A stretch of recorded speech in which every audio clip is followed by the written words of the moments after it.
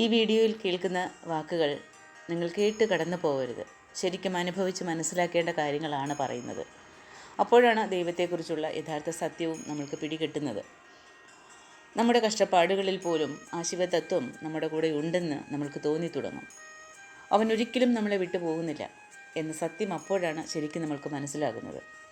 കാരണം നമ്മൾ പലരും കഷ്ടം വരുമ്പോൾ ശിവം എന്നെ കൈവിട്ടു, ശിവപെരുമാൻ എന്നെ ഉപേക്ഷിച്ചു, അതുകൊണ്ടാണ് എനിക്ക് ഇത്രയും പരീക്ഷണങ്ങൾ വരുന്നത്, ഇത്രയും ഭക്തിയോടെയും ആത്മാർത്ഥതയോടും കൂടി ഞാൻ ആരാധിച്ചിട്ടും എനിക്ക് ഒരു കരുണ പോലും കാണിച്ചില്ല എന്നൊക്കെ പറയാറുണ്ട്.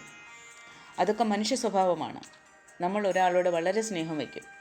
ആൾ നമ്മുടെ കൂടെ ഉണ്ടായിട്ടും നമ്മളെ ശ്രദ്ധിക്കാത്ത പോലെ തോന്നിയാൽ ദേഷ്യം വരും. ആ ദേഷ്യം വാക്കുകളായിട്ട് പുറത്തു വരും. അതുപോലെ തന്നെയാണ് ദൈവത്തോടും നമ്മൾ ചിലപ്പോൾ പരാതി പറയുന്നത്. പക്ഷേ യഥാർത്ഥ സ്നേഹത്തിൽ നിന്നുള്ള പരാതിയും വെറും കുറ്റപ്പെടുത്തലുകളും രണ്ടാണ്. നല്ലത് സംഭവിക്കുമ്പോൾ അത് സ്വന്തം കഴിവാണെന്ന് മനുഷ്യൻ കരുതും. പക്ഷേ ഒരു ദുഃഖം വന്നാൽ അതിൻ്റെ പഴി ദൈവത്തിൻ്റെ മേലെ ചുമത്തും. അതാണ് ഒരു സാധാരണ മനുഷ്യൻ്റെ സ്വഭാവം. പക്ഷേ നല്ലതും ചീത്തയും എല്ലാം ദൈവത്തിൻ്റെ ഇഷ്ടമാണെന്ന് വിശ്വസിക്കുന്നവർക്ക് പോലും ചിലപ്പോൾ വളരെ കഠിനമായ പരീക്ഷണങ്ങൾ നേരിടേണ്ടി വരും. സാധാരണ കാര്യങ്ങൾ അവർ എളുപ്പത്തിൽ താങ്ങും. എന്നാൽ താങ്ങാനാകാത്ത വലിയൊരു പരീക്ഷണം വന്നാൽ പോലും അതിന് പിന്നിൽ ഒരു ദൈവിക ഉദ്ദേശമുണ്ടാകും എന്ന് അവർ കരുതും. ചില ആത്മാക്കളെ ലോകത്തിന് മാതൃകയാക്കേണ്ട സമയത്ത് അവരുടെ ജീവിതത്തിൽ ഇത്തരത്തിലുള്ള പരീക്ഷണങ്ങളൊക്കെ സംഭവിക്കും. അത്തരം സമയങ്ങളിൽ നമ്മൾ ക്ഷമയോടെയും ശാന്തതയോടെയും നിൽക്കണം. ഇത്രയും നാൾ ശിവനെ മഹാദേവ എന്ന് ആ ഒരു സമർപ്പണ ഭാവത്തോടെ ജീവിച്ച ഒരാൾ ഒരിക്കൽ ഇനി എനിക്ക് കഴിയില്ല എന്ന് പറഞ്ഞാലും അത് തെറ്റല്ല. പക്ഷേ എന്നെ കാണാതെ കൈവിട്ടല്ലോ, അല്ലെങ്കിൽ എന്നെ ഉപേക്ഷിച്ചല്ലോ, ഞാൻ ഇത്ര നാളും ഭക്തി ചെയ്തിട്ടും വഴിപാട് കഴിച്ചിട്ടും പരിഹാരം ചെയ്തിട്ടും നീ എന്നെ കാണാതെ എന്നെ കൈവിട്ടല്ലോ എന്ന് പറയുന്നത് വലിയ അബദ്ധമാണ്. കാരണം അവൻ ഒരിക്കലും ആരെയും കൈവിടുന്ന ആളല്ല. നിങ്ങളുടെ ചുറ്റും എത്ര കഠിനമായ സാഹചര്യങ്ങൾ ഉണ്ടായാലും, എത്ര വലിയ ദുഃഖങ്ങൾ വന്നാലും, നിങ്ങളെ തീയിൽ ഇറക്കേണ്ടി വരുന്ന ഒരവസ്ഥ വന്നാൽ പോലും ആ തീയിൽ നിങ്ങളോടൊപ്പം വെന്തുകൊണ്ടിരിക്കുന്നത് ദൈവം തന്നെയാണെന്ന് നിങ്ങൾ തിരിച്ചറിഞ്ഞു കഴിഞ്ഞാൽ അവനെ കുറ്റപ്പെടുത്താനുള്ള ചിന്ത ഒരിക്കലും മനസ്സിൽ വരില്ല. ഒരു ദുഃഖം നിങ്ങളെ വേദനിപ്പിക്കുമ്പോൾ അത് നിങ്ങളെ മാത്രം വേദനിപ്പിക്കുന്നതല്ല, നിങ്ങളോടൊപ്പം വസിക്കുന്ന ആ ശിവതത്വത്തെയും അത് സ്പർശിക്കുന്നുണ്ട്. ദൈവത്തെ അനുഭവിക്കാൻ ആഗ്രഹിക്കുന്ന ഒരു ആത്മാവ് ആദ്യം മനസ്സിലാക്കേണ്ടത് ദൈവം എവിടെയോ അകലെയല്ല, സ്വന്തം ഉള്ളിൽ തന്നെ ഉണ്ടെന്നാണ്. പക്ഷേ ആ സത്യം മനസ്സിലാകുന്നതുവരെ അത് ദൈവത്തെ തന്നിൽ നിന്ന് വേറിട്ട ഒരാളായിട്ട് തന്നെയാണ് കാണുന്നത്.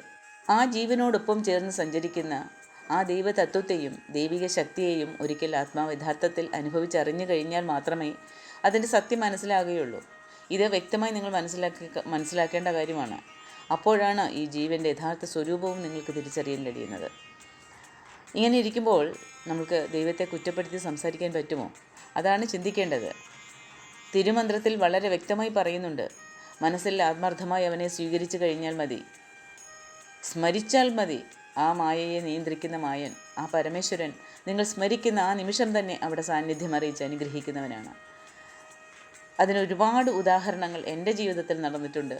അങ്ങനെ നിങ്ങൾക്കും എന്തെങ്കിലും അനുഭവങ്ങൾ ഓർത്തെടുക്കാൻ ഉണ്ടാവും. പക്ഷേ ഭഗവാന്റെ ആ തിരുസ്വരൂപത്തിൽ നമ്മൾ മനസ്സിൽ കാണുന്ന ആ തിരുസ്വരൂപമായിട്ടായിരിക്കില്ല നമ്മുടെ മുന്നിൽ വരുന്നത്, മറ്റോ ആരോ ആയിട്ട്, മറ്റേതെങ്കിലും രൂപത്തിൽ. അപ്പോൾ ഏതെങ്കിലും ഒരു സഹായഹസ്തവുമായി ആരെങ്കിലും നമ്മുടെ മുന്നിലെത്തും. പക്ഷേ ആ ഭഗവാനെ നമ്മൾ അത്രയ്ക്ക് ആത്മാർത്ഥമായി ഓർക്കുന്നുണ്ടോ? ആത്മാർത്ഥതയോടെയും സമർപ്പണത്തോടെയും നമ്മൾ സ്മരിക്കുന്നുണ്ടോ? എപ്പോഴും ഒരു കാര്യം പറയാറുണ്ട്, നിങ്ങൾക്ക് സന്തോഷമോ ദുഃഖമോ എന്ത് വന്നാലും മനസ്സൊരിക്കലും അവനെ മറക്കരുത്. ആരെയാണ് മറക്കാൻ പാടില്ലാത്തത്? ഈശ്വരനെയാണ്. ഭഗവാനെ ഒരിക്കലും മറക്കരുത്. വെറുതെ വായ്കൊണ്ട് ഭഗവാനെ ശിവനെ ശിവനെ എന്ന് പറയുന്നതല്ല ഭക്തി. ഹൃദയം ഉരുകണം. ഹൃദയത്തിൽ ക്ഷേത്രമായി വാഴുന്ന ആ പരമേശ്വരനെ ഓർത്ത് ആത്മാവ് അലിഞ്ഞു ചേരണം. കണ്ണുകളിൽ നിന്ന് കണ്ണുനീർ നദി പോലെ ഒഴുകണം. ആ കണ്ണീർ ഗംഗാജലമായി മാറി ഹൃദയത്തിൽ വസിക്കുന്ന ദൈവത്തിന് അഭിഷേകമാകണം. ഭഗവാനെ, ഞാൻ സമർപ്പിക്കുന്ന ഈ കണ്ണുനീർ അഭിഷേകത്തിലും നീ അലിഞ്ഞിറങ്ങി വന്ന് എൻ്റെ ദുഃഖം മാറ്റിയില്ലെങ്കിൽ പിന്നെ എന്താണ് ഇതിനർത്ഥം എന്ന അവകാശത്തോടെ ചോദിക്കാൻ കഴിയുന്നത്ര ആത്മാർത്ഥത നമ്മുടെ ഉള്ളിലുണ്ടാകണം. അങ്ങനെ മനസ്സ് ഭക്തിയോടെയും സമാധാനത്തോടെയും നിലകൊള്ളുന്നുവെങ്കിൽ എത്ര വലിയ പരീക്ഷണങ്ങൾ വന്നാലും, ലോകത്തിന് നിങ്ങളെ ഒരു മാതൃകയായി കാണിക്കാനായി വന്ന പരീക്ഷണമാണെങ്കിൽ പോലും നിങ്ങളതിൽ വെന്തുരുകുമ്പോൾ നിങ്ങളോടൊപ്പം ദൈവവും ആ വേദന അനുഭവിക്കുന്നു എന്നതാണ് സത്യം. ഭഗവാൻ മേലെ ഭക്തി വെച്ചാൽ അത് വെറുതെയല്ല കൂട്ടുകാരെ. ഒരു നിമിഷമെങ്കിലും ഭഗവാനെ ആത്മാർത്ഥമായി സ്നേഹിച്ചു കഴിഞ്ഞാൽ ഭഗവാൻ നമ്മളെ ഒരിക്കലും കൈവിടില്ല. കാരണം നിങ്ങളുടെ ഉള്ളിൽ വസിക്കുന്നത് ശിവമാണ്. ഒരു നിമിഷം പോലും നിങ്ങളെ വിട്ടുപോകാത്തതാരാണ്? ശിവമാണ്. അങ്ങനെ ഒരിക്കലും വേർപെടാത്ത ശിവം നിങ്ങളോടൊപ്പം ഉള്ളപ്പോൾ നിങ്ങൾക്കൊരു ദുഃഖം വന്നാൽ നിങ്ങളെ വിട്ടുനിന്ന് അതൊരു കാഴ്ചക്കാരനെ പോലെ നോക്കി നിൽക്കുന്നതല്ല ഭഗവാൻ. നിങ്ങളോടൊപ്പം നിന്നുകൊണ്ട് ആ ദുഃഖവും ഏറ്റുവാങ്ങി ഒരു സമയത്ത് നിങ്ങൾ പക്വത കൈവരിച്ച ശേഷം നിങ്ങളെ ലോകത്തിന് മുന്നിൽ ഉയർത്തി കാണിക്കുകയാണ് ഭഗവാൻ ചെയ്യുന്നത്. നോക്ക്, എൻ്റെ ഈ ഭക്തനെ നീ നോക്ക്, ഈ ആത്മാവിനെ നോക്ക്. ഞാൻ എത്ര പരീക്ഷണങ്ങൾ കൊടുത്തു, എത്ര സങ്കടങ്ങൾ കൊടുത്തു, എത്ര വേദനകൾ കൊടുത്തു, എത്ര അപമാനങ്ങൾ കൊടുത്തു, എത്ര പരീക്ഷണങ്ങൾ വന്നിട്ടും വഴിമാറിയില്ല. ഒരു നിമിഷം പോലും തളർന്നില്ല. താൻ സ്വീകരിച്ച ധർമ്മത്തിൽ തന്നെ ഉറച്ചു നിന്നു എന്ന് ലോകത്തിന് പരിചയപ്പെടുത്തുന്നതാണ് ഭഗവാൻ മഹാദേവൻ. അതാണ് ശിവം. നമ്മൾ സ്മരിക്കുന്ന ആ നിമിഷം തന്നെ നമ്മുടെ ഹൃദയത്തിൽ വന്ന് നിൽക്കുന്ന ആ ശിവം ഒരിക്കലും നമ്മളെ വിട്ടുപോകുന്നില്ല എന്ന സത്യം മനസ്സിലാക്കി കഴിഞ്ഞാൽ ദൈവം എന്നെ കഷ്ടപ്പെടുത്തുകയാണ്, എൻ്റെ ദുഃഖസമയത്ത് ദൈവം എന്നോടൊപ്പം ഇല്ല, എനിക്ക് വരുന്ന എല്ലാ ദുഃഖങ്ങളും ശിവം തന്നെയാണ് എനിക്ക് തരുന്നത് എന്നിങ്ങനെയൊന്നും നമ്മൾ ഒരിക്കലും പറയുകയില്ല. എനിക്ക് ലഭിക്കുന്ന സുഖങ്ങളെല്ലാം എൻ്റെ കഴിവുകൊണ്ടാണ്, ദുഃഖങ്ങൾ മാത്രം ദൈവം തരുന്നതാണ് എന്ന അജ്ഞാനവും അപ്പോൾ നമ്മളിൽ നിന്നും ഇല്ലാതാകുകയാണ് ചെയ്യുന്നത്. ഇത്തരത്തിലുള്ള തെളിഞ്ഞ നല്ല അറിവ് നിങ്ങളുടെ ഹൃദയത്തിൽ ഉദിക്കുകയാണെങ്കിൽ അത് ശിവകൃപയാൽ മാത്രമാണ് ഉദിക്കുന്നത്. ശിവതത്വത്തെ യഥാർത്ഥത്തിൽ അനുഭവിക്കുന്ന ആ നിമിഷം തന്നെ നമ്മുടെ ബോധത്തിന് വ്യക്തത ലഭിക്കുന്നു എന്നുള്ള സത്യം ആർക്കും നിഷേധിക്കാനാവാത്ത കാര്യമാണ്. ഭഗവാനെ അനുഭവിച്ചറിഞ്ഞ ഭഗവാന്റെ ഓരോ ഭക്തനും അതനുഭവിക്കുന്ന കാര്യമാണ്.